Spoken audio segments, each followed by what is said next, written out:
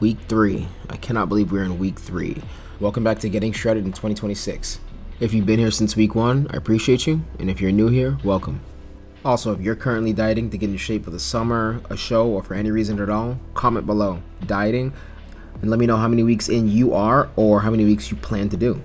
But I'm estimating about 10 for me to get to where I want to be comfortably, even though it's going to at some point get pretty uncomfortable, but about 10 weeks. And I'm also going to be reporting my weekly averages to you from now on, opposed to showing you that one scale weigh-in, which is, it's just, I would say, a little bit more superficial. The weekly average is what you want to go by, because there's going to be all these peaks and valleys. One day the weight might be the same, might go down, might go up based on sleep, hydration, recovery, stuff like that. So that 7-day average or 7 to 10 day average or whatever it is, I'm doing a 7-day average, just kind of flattens that number out and gives you a more realistic number in terms of how much did you actually lose over the course of the week. And that's a big part of this, reporting to you guys honest information, useful information, not just trying to give you, hey, this is my low weigh-in today. No, I want you to get information that's going to help you in your diet journey, just information that actually works. Unfortunately, the biggest and most important part of this is patience, especially if you're a natural lifter. You're just not going to retain the same amount of muscle if you try to rush the diet, push the cardio, be too aggressive with lowering calories.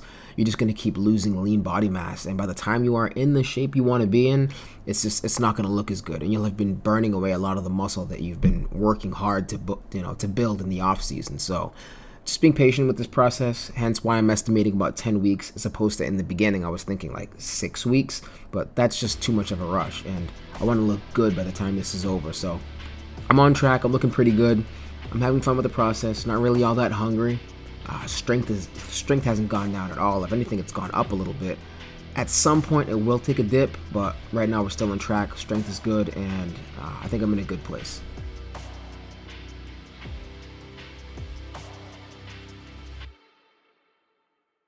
Okay, so not a bad update, right? I'm excited because that update was obviously in a different section than it was from the previous 2 updates. Better gym. That's actually a posing room in the gym. So this gym is so much more film friendly. There's an actual posing room. It's gonna have better lighting. You're gonna see in the upcoming workout I'm about to go to. And yeah, I'm just excited.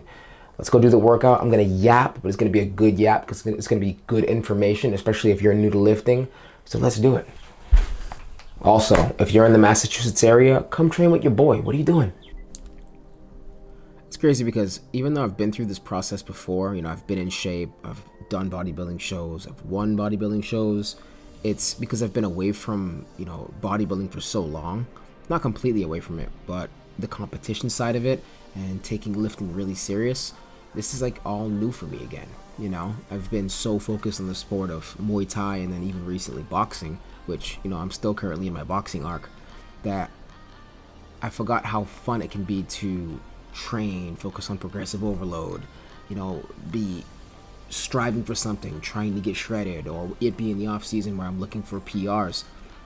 I forgot how fun it can be, and I'm having a lot of fun right now just going to the gym, counting my macronutrients, tracking all my progress, tracking my weigh-ins every single day, and just kind of just reliving these old roots of my first and original passion.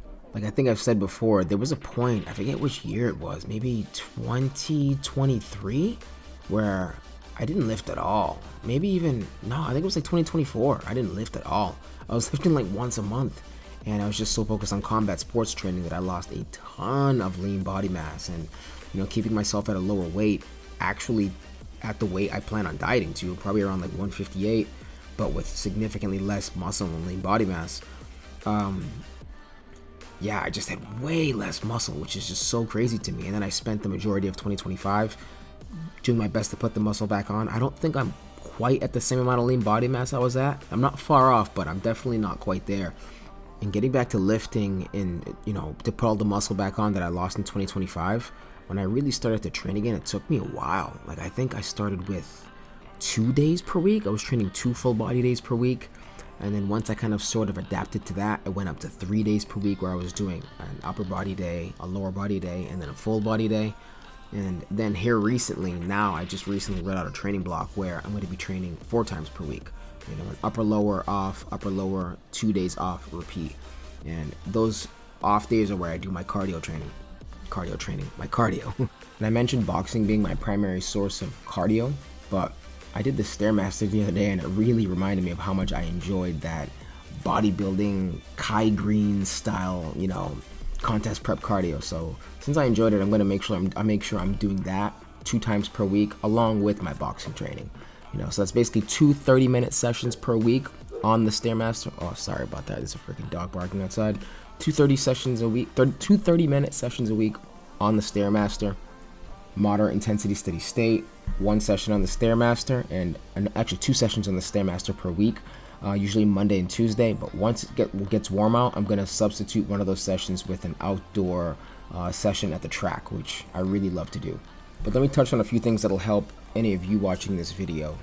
Training frequency, try to train every muscle group 2 times per week. Keep your rep ranges anywhere. For compound lifts, 4 to 6, maybe in one of the sessions, so a little bit heavier at a higher intensity. And the opposite session can be like a sets of 8 to 10 or 10 to 12, trying to focus a little bit more on metabolic fatigue. But the overlapping theme in both sessions is progressive overload. Sets, reps, weight, or some sort of combination of the 3 must be going upwards in a linear fashion, and not necessarily even every single week. You can get that progressive overload bi-weekly, weekly, whatever it takes. Make sure that weight is going up, especially when you are not dieting. When you're dieting, you want that weight to go up as much as possible, to eventually it's going to go down to the point where you're trying to maintain that weight on the bar or dumbbells or whatever it is to maximize and maintain tension on the muscle.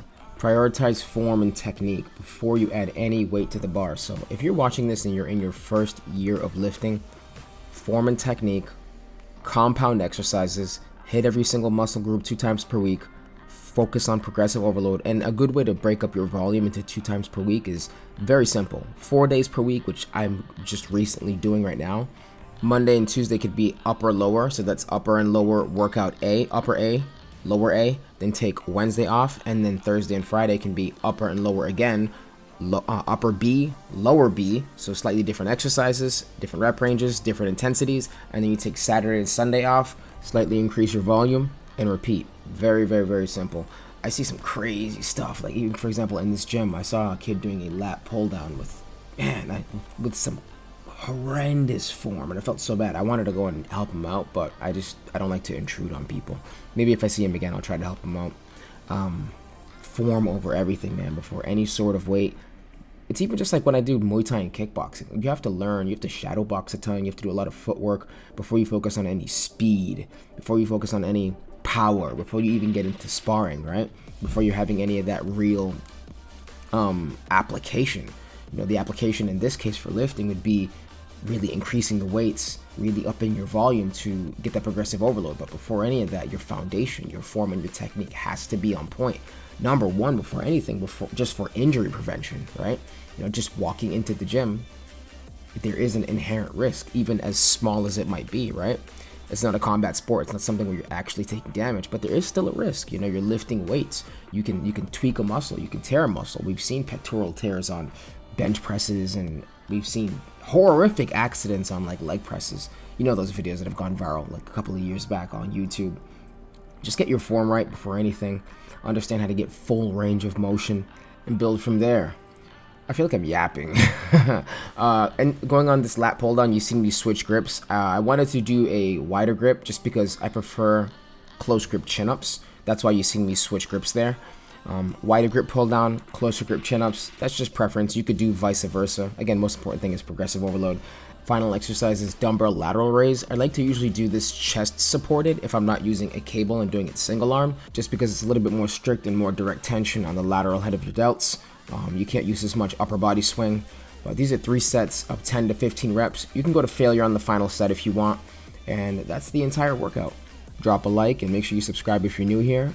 Again, if you're dieting, drop a comment below. Let me know if you're dieting, how many weeks you are dieting, or how many weeks you plan on dieting, and I will see you guys in the next one.